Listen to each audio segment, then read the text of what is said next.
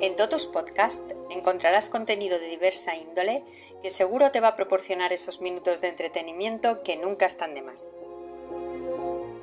En 1964, los grandes creadores de superhéroes y supervillanos, Stan Lee y Steve Ditko, presentaron a un espectacular enemigo de Spider-Man. Me refiero a Electro, que tenía el poder de controlar y manipular la electricidad. ¿Cómo fue esto posible? Pues según el cómic, un trabajador de una compañía eléctrica, Max Dillon, fue alcanzado por un rayo mientras reparaba una línea de alta tensión. Hola, José. Buenas, Antonio. Además de esta transformación clásica por un rayo, el origen de Electro a veces se adaptó cuando lo llevaron a la pequeña y a la gran pantalla. Por ejemplo, en The Amazing Spider-Man 2, Max Dillon es un ingeniero eléctrico que cae accidentalmente en un estanque lleno de anguilas eléctricas, lo que provocó la mutación en su cuerpo. Y en otras adaptaciones, como en la serie animada The Spectacular Spider-Man, Max Dillon es sometido a experimentos por parte de un villano, lo que le convierte en Electro. Pero en este programa no vamos a hablar de este personaje, aunque sí de experimentos bizarros con electricidad en seres humanos.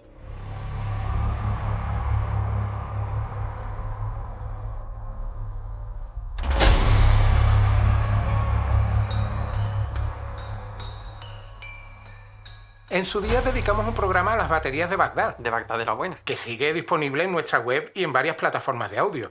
De aquellas llegaron a decir que pudieron utilizarse en plan electroterapia, dando descargas pequeñitas en zonas doloridas para que ese pequeño voltaje actuase como analgésico. Eso sigue sin estar demostrado y, como dijimos en ese programa, era poco probable que tuviera ese uso. Recuerdo que a esas baterías de Bagdad se le atribuía también una posible capacidad para galvanizar metales. Y ese proceso de galvanización debe su nombre a su descubridor, Luigi Galvani, que descubrió que es posible recubrir un metal con otro mediante corriente eléctrica. Y también una cosa llamada electrofisiología. Luigi Galvani vivió en el siglo XVIII. Ya sabemos lo determinante que fue aquel siglo para la ciencia y para la sociedad. Supuso un empuje intelectual determinante en la historia de la humanidad. Pues eso, que Galvani es hijo de ese siglo. Nació en la ciudad italiana de Bolonia en 1737, que en ese momento era un importante centro de investigación científica. Estudió en la universidad de allí mismo, de Bolonia. En 1759, con solo 22 años, se graduó en medicina y filosofía. Ahí, del tirón. De las dos a la vez. Y así el joven Galvani empezó a ejercer como médico y en sus ratos libres a dedicarse a la investigación científica. Poco tiempo después le propusieron que diese clases de anatomía en la universidad. Y aceptó. Por aquellos años conoció a Lucia Galeazzi, hija del renombrado médico Domenico Galeazzi. Es obligado mencionar que esta mujer fue clave en los avances científicos que consiguió Galvani. Galvani, por tanto, dedicó su vida a la docencia, a la práctica médica y a la investigación. Vamos, lo normal en el siglo XVIII, Claro, José. Ya mencionamos que su contribución más importante fue en el campo de la electrofisiología. Más de 10 años de investigación le llevó a publicar su obra más famosa, De Viribus Electricitatis in Motu Musculari. Llegados a este punto, vamos a dar un pequeño giro argumental a este programa, pero sin salirnos del todo del argumento principal. Veréis, esa obra famosa que acaba de mencionar Antonio se publicó en 1791, y unas 3 décadas después, en 1818, se publicó una novela aún más famosa.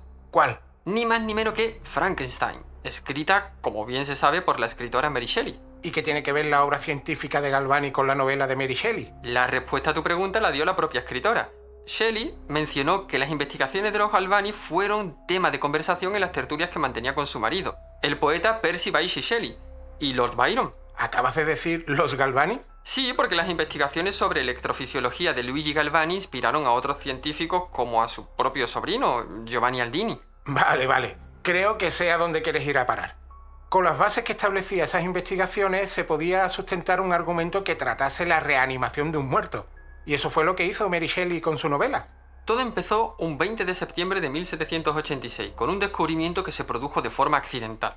¿Cuánto le debe la humanidad a los descubrimientos accidentales? Galvani estaba tranquilo con sus cosas de investigador en su laboratorio cuando descubrió que la médula espinal de una rana respondía a estímulos eléctricos. Además del susto, esto también le llevó a teorizar sobre la posible existencia de una forma de energía intrínseca que llamó electricidad animal. Vamos a extendernos brevemente sobre lo que pasó. En realidad, Galvani estaba investigando la electricidad atmosférica. Recordemos que era médico y profesor de anatomía, por lo que era normal que en su laboratorio tuviera pequeños animales como ratones o ranas para experimentar. En uno de esos experimentos, mientras Galvani estaba reflexionando sobre la electricidad atmosférica, uno de sus ayudantes colgó un trozo de rana en concreto la mitad inferior del animalito, en una fina barandilla de hierro con unas pinzas de latón, como si estuviese tendiendo. El caso es que por pura casualidad una de esas pinzas tocó la barandilla y ¡zas! Una de las patas de aquella media rana se movió. Ante la sorpresa generalizada en el laboratorio, el científico lo primero que hizo fue concluir que el contacto entre dos metales distintos, en este caso el hierro de la barandilla y el latón de las pinzas que sujetaban a la rana, estaba provocando una reacción eléctrica. Y no menos interesante, determinó que la electricidad podía provocar contracciones musculares. Al ver cómo la rana, o lo que quedaba de ella, dio aquella famosa patada, lo segundo que hizo Galvani fue intentar repetir el experimento usando materiales no conductores como la madera, el vidrio o la resina. Esta vez sin éxito. Eso le hizo determinar que la electricidad no provenía únicamente de fuentes externas como las tormentas, sino que también existía dentro del propio cuerpo del animal. Las contracciones musculares, según sus primeras conclusiones, se producían porque la electricidad externa completaba el circuito del propio sistema nervioso interno. Más o menos... Mejor no adentrarnos más en disquisiciones científicas que se nos van de las manos. Eso se lo dejamos a Pérez Reverte o a Pedro Ruiz. Vamos a quedarnos con eso. Descubrieron que una descarga eléctrica accidental estimuló el movimiento de la pata de una rana muerta. Aquel descubrimiento emocionó a la comunidad científica italiana. Todos querían tener en sus laboratorios patas de ranas para emular los experimentos de Galvani. Incluso se vendían preparadas, por así decirlo, con los nervios espinales expuestos para facilitar la experimentación. En este punto debemos citar a otro científico que vino a corregir las conclusiones de Galvani. Me refiero a Alessandro Volta, que también lo mencionamos en su día, en ese programa sobre las baterías de Bagdad. Alessandro Volta fue algo así como el rival de Galvani. Y en este tema también lo fue. Volta, conocido por inventar la pila voltaica, replicó el experimento de Galvani, pero aclaró que el efecto observado no se debía a una electricidad inherente a los animales, sino a la interacción de los metales usados en el experimento. Para él, la pata de la rana no era más que un indicador de la presencia de una corriente eléctrica producida por los metales, no la fuente de dicha electricidad. Por ahí vamos. Demostró que el cuerpo de la rana no generaba su propia electricidad. Afirmaba que el latón y el hierro, al entrar en contacto con el cuerpo húmedo de la rana, crearon un desequilibrio eléctrico que era artificial en todo caso. Y lo que son las cosas. Gracias a esta apreciación, Alessandro Volta desarrolló una teoría llamada electricidad de contacto, que más tarde lo inspiró para inventar las famosas pilas que en el futuro se usarían para hacer funcionar juguetes o mandos a distancia. Otra consecuencia que tuvo el descubrimiento de Galvani fueron las terapias médicas que hacían uso de corrientes eléctricas como método terapéutico. Estas teorías sugerían que los impulsos eléctricos podían curar la parálisis, el asma, el estreñimiento, los ronquidos. Incluso hubo algún obstetra que consideró que este método sería bueno para inducir el parto, pero no, todo lo contrario. Al principio del programa hablamos de uno de los enemigos de Spider-Man, el malvado Electro. Luego hablamos del Frankenstein de Mary Shelley. ¿Por qué? Pues por lo que os vamos a contar a partir de ahora. También mencionamos al sobrino de Galvani, el traviesillo Giovanni Aldini. Cuando su tío murió en 1798, se autonombró defensor de su legado científico, y lo hizo con tantas ganas que traspasó todos los límites morales imaginables. Convencido que existía eso de la electricidad animal, intentó demostrar que Volta se equivocaba y su tío tenía razón intentando reanimar a criminales que acababan de ser ejecutados. Estaba convencido de que era capaz de devolver la vida a los muertos. Hay que decir que Galvani también experimentó con extremidades amputadas de seres humanos, pero claro, de una manera más cauta y menos pretenciosa que su sobrino. Tan cauto fue que en las conclusiones de su propia investigación advirtió que había que poner límites a las hipótesis y no conjeturar en exceso. Está claro que su sobrino no le hizo caso. Aldini fue más allá aplicando los experimentos de su tío en sistemas nerviosos más complejos, como el del ser humano. Viendo el interés que suscitaba esos experimentos que relacionaban la electricidad con miembros amputados, se vino arriba y empezó a hacer una especie de gira teatral donde mostraba los efectos de esos experimentos. No solo replicaba el experimento de su tío con las ancas de una rana muerta, sino que llegó a usar otras partes de animales como el cuerpo decapitado de un conejo o la cabeza de un mastín. Claro, la gente al ver, por ejemplo, los espasmos de esos despojos cuando se le aplicaba electricidad, pues flipaban en colores. El sobrino de Galvani sí que le dio color a esas demostraciones y negocio también, que seguro que cobraba entradas. Sí, era una especie de circo. De aquellos espectáculos dicen que destacaba el aspecto más teatral del mismo. Supongo que lo adornaba con efecto para hacer esas demostraciones algo más cautivadoras. El público solía ser gente adinerada. Hasta el príncipe de Gales fue uno de los espectadores. Hasta que llegó el día en el que se le fue definitivamente la pinza. Y ese día fue el 17 de enero de 1803. Aldini tuvo noticias de que iban a ejecutar a un reo llamado George Forster en la prisión de Newgate en Londres. De alguna manera se las ingenió para que le cediesen aquel cadáver para hacer experimentos con él en público. Aldini and the Rise of Electro.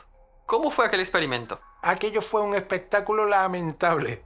Usando varillas conductoras conectadas a una batería, Aldini tocó varias partes del cadáver provocando reacciones impactantes. Los medios de la época describieron cómo las mandíbulas del muerto comenzaron a temblar. Hasta se le abrió un ojo al muerto debido a las descargas. ¡Dios, qué horror! Espera que no acabó ahí la cosa. Aldini empezó a darle descargas eléctricas por otras zonas del cuerpo y claro, las manos y las piernas no dejaban de moverse por culpa de los espasmos. Me imagino que el espectáculo horrorizaría y fascinaría a los asistentes. Más de uno seguro que se iría con la idea de que era imposible devolver la vida a un muerto con la electricidad. Los médicos que asistieron a tan lamentable espectáculo consideraron que aquello fue éticamente inaceptable y que los métodos de Aldini eran científicamente rudimentarios. Pero mira, creo que lo que comentamos antes, toda esta relación entre la electricidad y la medicina, acabó derivando en procedimientos modernos como la terapia electrocompulsiva para tratar la depresión resistente o, sin ir más lejos, la estimulación eléctrica en casos de insuficiencia cardíaca.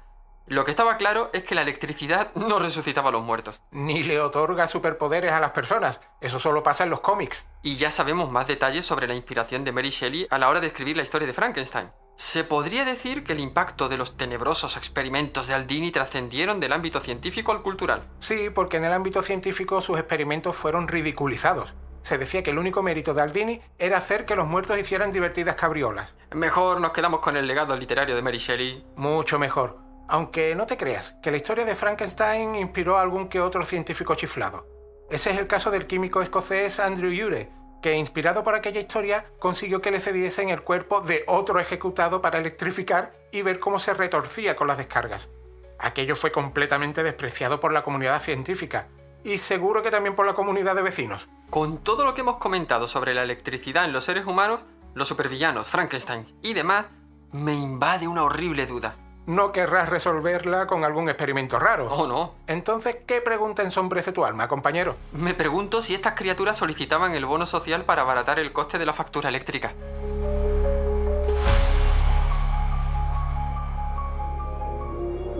Gracias por escuchar y apoyar Totus Podcast. Síguenos en la web www.totuspodcast.com y en nuestras redes sociales. Hasta el próximo programa.